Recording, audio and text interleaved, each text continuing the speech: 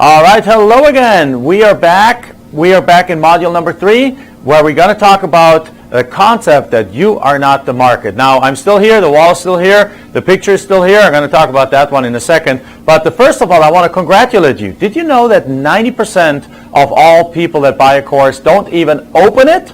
So you're already in the top 10%. And you know what? It's really, and I really truly mean that, it's important to celebrate the small wins. Celebrating a $100,000 deal is obviously easy, right? You do the $100,000 deal, you go throw a big party, it's all exciting. But celebrating the fact that you separated yourself from everyone else by taking an extra step towards your financial future, by going and opening the box, going into module 1, 2, and now 3, and continuing through this entire program, that's worth celebrating too. And I want to celebrate you for that. I want to honor you for that. So I'm excited about that. Now, having said that, I want to now talk about the concept of we are not the market. Now, what I mean by that is the very following thing. I love land, I love houses, I love real estate, I love every kind of it. But I live in Phoenix, Arizona.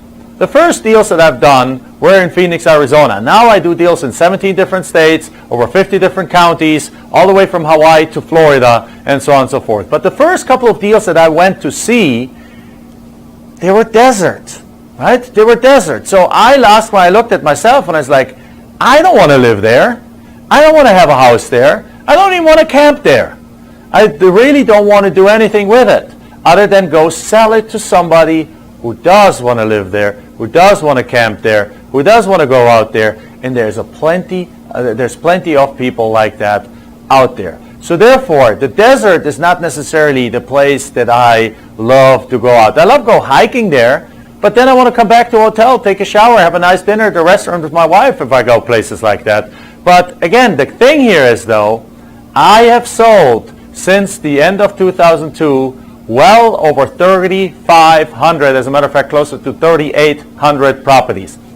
And by the time you watch this video, it might as well be already 4,000 or 4,500 or so properties. So I've sold properties, there was nothing on there. I've sold properties with beautiful trees on there. I've sold properties lakefront. I've sold properties, 2 properties off the ocean. I've sold properties that were actually 40 acres of absolute desolate state. I've sold all kinds of properties, and what I realized, and what you should realize, is that you don't have to believe that property is pretty. You just have to believe that somebody will consider it pretty. We are not the market. As I said, I'm in my new office. It's a shared office space where there's a community conference room and so on and so forth. I look at this picture. I wouldn't buy this picture. It's a nice picture and it made it into our video, right? But I don't have to be the market. It's a cool picture. I like original art, right? I go to an actual art exhibition and I buy an oil painting and so on. I'm not the market for decorative art. But I am in the market for real art, for like collector's art. Now the same thing happens with you when you look at these properties. If you see a property that you personally wouldn't want to live on, don't worry. Just make sure that you establish the value of it. And if the value is, if it has a $20,000 value, because other properties in the area are selling for $20,000, and you can buy this thing for $3,000, then who cares if we like that property or not? What we need to do is we need to highlight the best features of that property and then have somebody else fall in love with that property. It's a concept that very simply I call it, we are not the market.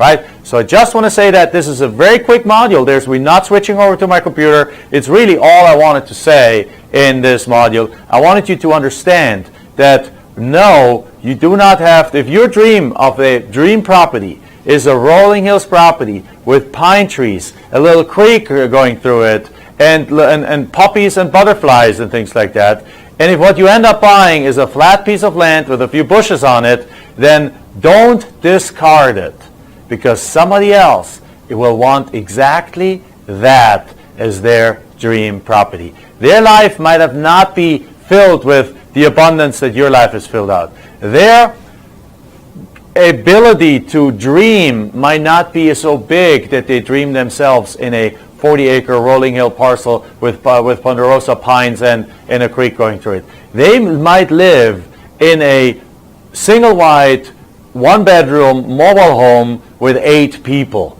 And for them, having a 40-acre or even a 1-acre piece that no matter how it looks, but that they can bring utilities to, might be their dream of their lifetime. So keep that in mind, that you are not the market. We want to offer properties. Our sweet spot is the $10,000 to $50,000 property, or if we expand it, the $5,000 to $100,000 property. And a lot of these properties are very, very pretty. But if they're not, but if they're usable, don't judge them.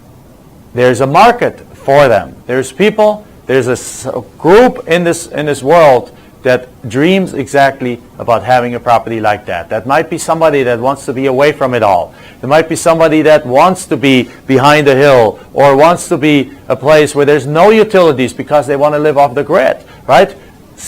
What's it called? The solar panels. Solar panel costs are way down from what they used to be 10 years. They're going down even further and further and further. Now you can even buy solar power shingles for your roof.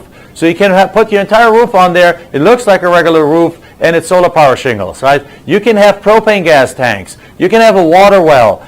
We are very, very close to the point that anyone can put a 4-bedroom, 2-bath, 2-car garage house in the middle of nowhere and be completely independent of big grid electricity and utilities. And people are looking for those kind of things. So even if you see something without utility, don't judge it. There's a market for people, for properties like that. There's a big market for properties like that. There's this entire movement about the tiny home that you can pull behind you, that's energy independent, has solar on top of it, and so on and so forth. So my point is, don't judge properties because they don't live up to your expectation of what a perfect property needs to be. Instead, market it. Make sure you get it cheap enough that you can discount it enough to go flip it and sell it to somebody else, and they be happy with that price. All right? Thank you very much, and I see you in the next module. In the next module, by the way, we are going to start talking about now how to get the actual list. So make sure you don't stop right now. Make sure, I congratulated you to coming that far. Make sure you take that next step and come to the next module. So as I just talked about in the introduction, in this module, I'm going to just go very quickly through a couple of points to make it very clear to you that you are not the market. All right. So that's the kind of the key point here. So first of all, let's switch over to the next slide here. So remember, the number one thing you want to remember is that you don't have to live on these properties, right? You don't have to build a house on these properties. You don't have to live there. You don't even have to go see those properties in the first place. Since the year 2006, I haven't physically inspected any one of my properties. Neither has any one of my team. We buy them sight unseen, we sell them sight unseen, because we don't have to live there. But yet, at the same time, there's lots of people that look for those kind of properties. Now, remember, there's this saying, and that I do not apply this to land because we don't buy trash, but it's somebody's trash is another person's treasure. So, in essence, though, this statement is true because we're buying from people that might have bought the property under wrong premises. They might have bought it thinking that it's going to turn into the next Las Vegas, into the next Palm Springs, but it never did, right? So as a result, it might be a piece of land that's sitting outside of a city. The city has not moved in that direction. It's now vacant, but they bought it thinking that it's going to be this amazing, beautiful area. That didn't come true, so to them it's worthless, but to the buyer that buys this property is not like that. They might be looking for something where they are a little bit further away from the city, where they are being left alone by the government, where they can be just quiet and live a peaceful life on their own. So whether you like to live in the Ritz-Carlton or stay in the Ritz-Carlton or go camping, it doesn't matter. The point is, it doesn't matter what you want to do. It matters what your customer want to do, right? So therefore, you also don't know what people are using these properties for. Some people might never want to buy on it, build on it either. Some people just buy it for long-term appreciation, particularly if the property is in the path of growth. Some people do want to build a house on it, but it's a house that they can afford. It might be that they might want to put a mobile home on there, right? They might want to put a small cabin on there that they live on, and they become snowbirds, and they don't. And because as a snowbird they're maintaining 2 residences, they have 2 very modest residences somewhere in the more rural areas. Somewhere their cost of living is really, really inexpensive, and so on. And they also looking, perhaps they want to buy it for recreational purpose or for bugging out, right? To build security secret bunkers and stuff like that in case the world goes up in smoke. And there's people that believe that. So there's some people that are fascinated with being independent, going off the grid. So if you're rural areas without any utilities, you might be asking yourself, who in the world wants that? Lots of people who want to be off the grid.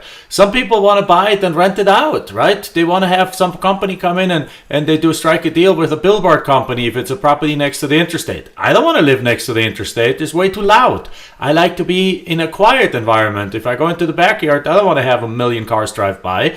But that doesn't mean I don't buy properties next to the interstate, because somebody else might go and rezone it down the road and create a valuable property out of it. They might put a cell phone tower on it, a billboard, or if it's in a farm area, they might go to the farmer that's close by and rent their property out, lease their property out as farmland, right? They might also, if it's a 40-acre parcel somewhere out there, might end up splitting it into multiple parcels and build a family compound where they put a house on each parcel, one for the in-laws, one for, and so on and so forth, right? So they can also, as I just said, split it into small parcels and sell them off individually.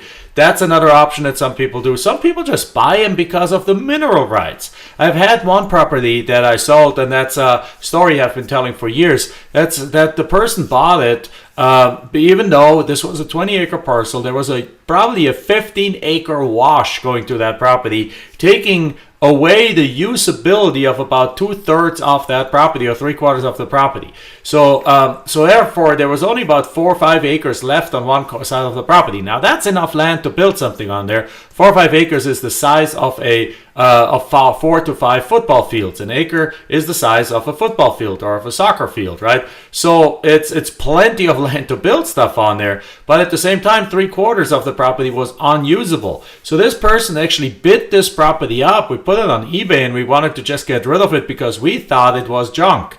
We had bought it as part of a multi-parcel deal very, very cheaply. I think I paid $800 for it. And I was like, for 20 acres, that's like nothing. And that's $50 to $40 an acre.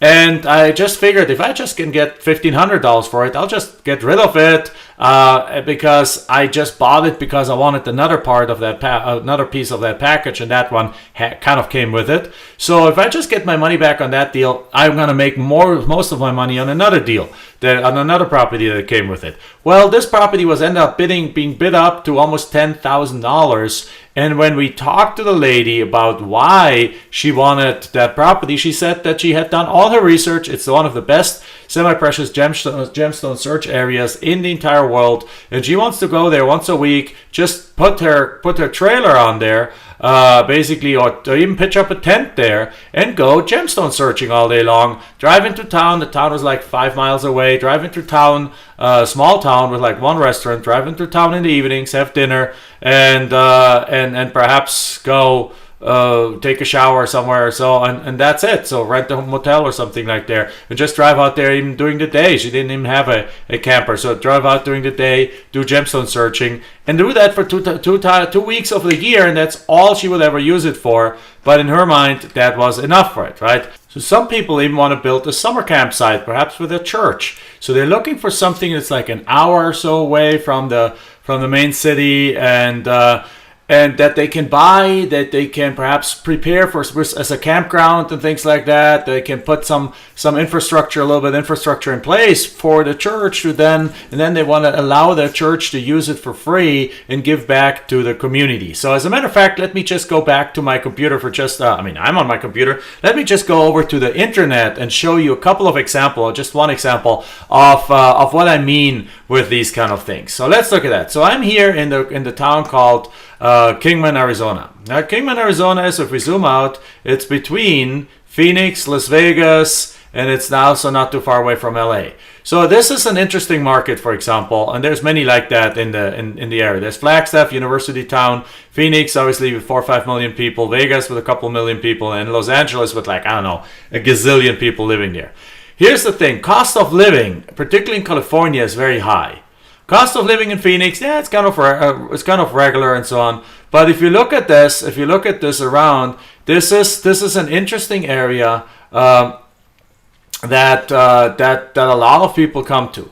If you're going close by, you see here that there's the area called Bullhead and Laughlin, and as a matter of fact, also Needles and so on. And if you look at that, in these areas, as soon as you, like particularly in Laughlin, there's actually a big, gambling area. There's like a Harris Casino and things like that. Also, there's like the Lake Mojave is right there with the Colorado River. So there's what this area offers is boating, so people can get themselves a cheap boat and then just go have some fun. The sun is shining almost all year long. They can go gambling. Also, this Route 93 gets them straight into Vegas. So the airport of Vegas is not too far away. It's probably just an hour away. Also, 95 here gets them right up there. And so therefore, from an infrastructure point of view, it's not a bad location. Yes, it's a rural area, and it's kind of in the middle of, in a sense, in the middle of nowhere. Kingman, however, does offer, if I switch over to this aerial view, you look at that, this is completely desolate out here, right? There's not a tree grows in that area. It's brown, that's it, all year long, and it never turns green. Yet, if we look at it, here's a golf course. Right? If we look up a little bit further up, there's a Kingman Airport that's more like residential things.